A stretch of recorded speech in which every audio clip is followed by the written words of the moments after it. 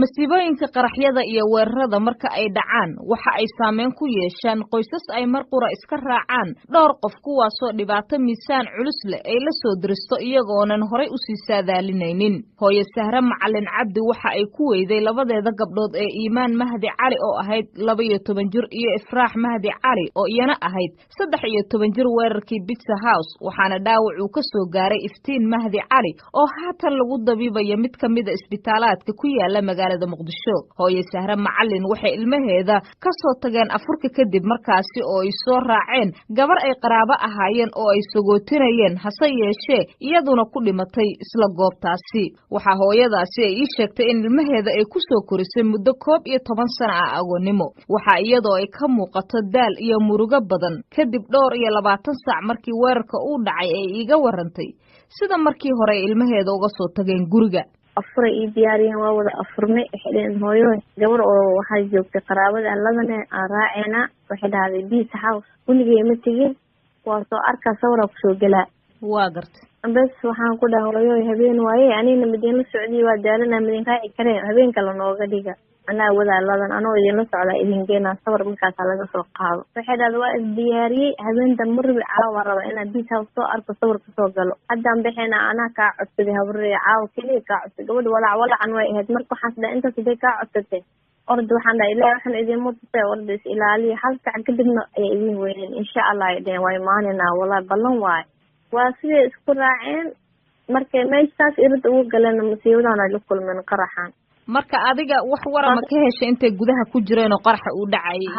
ha qarax markuu saas u dhacay waa wacay markay wacay gabadh weyn ay iga qabato hadda dhaawac waxaad hooyo waa noolnahay laakiin meesha qaraxa ku dhacay oo lagu baabu'ay meel laga soo bax ma leh. iyadoo hadalka sii wadata ayaa waxa ay tiri waxaan dhahay hooyo isdiji ana bajaaj soo qaadana waa idin imaana markaas dhahday hooyo meesha ma soo gali kartid iyadoo oo taleefka igu dimisay ilaa saacadii 12 ku soo codkeed ma maqalin saacadii 12 hal mar soo hadashay ani hadda ilama soo hadin gabar ila socoto meesha ila joogtay xalay ila dhafartay ee soo wacday waxay dhahday Sahra aba aniga waa noolahay dhaawac igu yaalo gabdhihii way wada dhinteen hooyaniya laga naxsanin waa gartay aniga markii gabadha waa ashahaadatay markii ashahaadatay way shaki waxa dhahay maxaa lagu soo sheegay markaas ay dhahay wax ma liiga soo sheegan way fiican yihiin iyalka ilaahay u noqo waa istaagay laba rakac salaad sunnanta kuda ilaahay iska bariyay ayadoo dhaawac yarta liiga soo galay wiilasha ciidanka waxay dhahaan gabadha tan waa ku badbaaday waa dhaawac kuwa kale mid waay. waxa hooyo Sahra ay sheegtay in gabdhaheeda aysan ku dhimanin oo kaliya qaraxa ee mid kamid ah madaxa laga toogtay kii labaad way ka badbaadeen kii saddexaad oo meesha fool ciidanka oo nasa imaadeen oo alfa group ciidanka markay meesha galayeen nimankan korontada ay wada jireen way isdiyaariyeen gabdhaha waxay dhaheen qolan isku keengeeyeen qolka markay la isku tagay waxay dhahayeen bambadana afka ka jira faa'iidinka dhan idinku baabeena waxaan dhahnay adeero noo qaleehana dilini wuu naga tagay inta nagu qoslay mid kale ay imaadeen gadaal ku toogtay gabdhii marka hal gabadha kale oo dhees adeero ha idilin qarax ma ku dhiman adeero ha idilin markay isqarxinayeen oo meesha la soo galay bambo wuxuu ku dhuftay baxbado ku dhuftay caadi madaxa ugu toogtay madax dhinac fuqay mada kalena bambo ku dhuftay bambo qaybta dhabarka hilibka dhinac kala go'ay bambo ahayd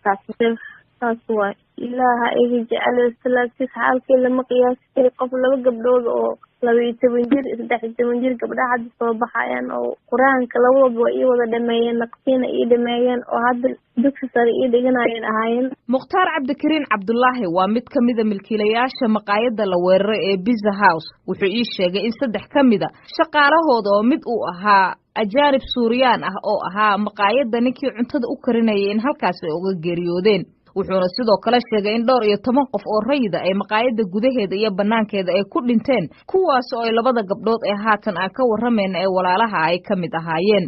wuxuu ii sheegay in maqaayadda ay soo galeen dableyda al-shabaab markii ay qarax banaanka ka bilaabeen kadibna ilaalada maqaayadda aad u yareed awgeed ay u suura gashay inay gudaha u soo galaan maqaayadda. Mukhtaar Cabdikariin Cabdullaahi waxa aan weydiiyay waxa ilaalo aan xooganeyn ay ugu sameyn waayeen goob sidaas ay u qurxiyeen oo dad aad u fara badan ay isugu imaanayeen. wallahi marnaba ma ku fikirin waayo meesha isma dhihin meeshana target because meesha ma ahayn meel siyaasiyiin imaadaan ma ahayn meel nooc kale imaadaan meesha waxay meel dhalinyaro isku imaadaan dadkan oo teenage-ka isku imaado oo isku sawiraan meel keliya waxaa waaye iska qurxoon oo cunto laga cuno isku sawiro. maxaa keenay ayay kula tahay in muddo intaas la-eg ay gudaha ku dhex jiraan oo ay ku dhex dagaalamaan kooxdii soo weerartay xarunta meesha maqaayadda? wallahi waxaa keenay waxaan isleeyahay meesha markii uu qaraxa dhacay ayaa waxaa dhacay nalkiyaa damay. markuu nalka damay nimanka way soo galeen meesha mugdi ahayd, askarta dawladda way imaadeen, meesha way la dagaalameen. waxaa marka meesha marnaba meel oo iftiinka nimanka looma jiidin, meeshii ku dhex jeeda marka askarta way la dagaalameen. subaxdii nimanka meesha lagu dilay ay dhinteen. dhalinyarada ku shirkoobay maqaayadan ayuu Mukhtaar ii sheegay inay yihiin dad aanan qurbaha u bixin, hase yeeshee ka mid a dadka magaalada Muqdisho ee muddada usoo dhabar adeegayay dhibaatooyinka dalka. Mukhtaar waxa aan weydiiyey siday u arkaan khasaaraha soo gaaray haatan iyo haddii ay ku dhiiran karaan in ay dib u bilaabaan ganacsigoodii. wallahi meesha hanti badan ay gelinay dhawaad Iran 150 kun lacag gaarayso, laakiin meesha dhan way burburtay. hadda waa haddii soo bilaaway. sidee marka arrintan u dhaawacaysaa ganacsigiina iyo hankii aad u hayseen in wadanka wax qurux badan aad ka samaysaan oo dhalinyaradii iyo dadkii oo dhan ay ku taamayeen oo imaanayeen? wallahi waa dareemi kartaa, waa aad in lagu gudaysaa meesha. dhalinyaro oo magaalada Muqdisho ku dhashay ku koray oo weli ka bixin ayaa meeshan samaysay. marka waa dareemi kartaa in meeshii aan isdhehayna ku haminayna inay wax ka faa'iidino dadkan ay ku nastaan dhibaatadan ku dhacdo. marka waa insha Allah meeshana waa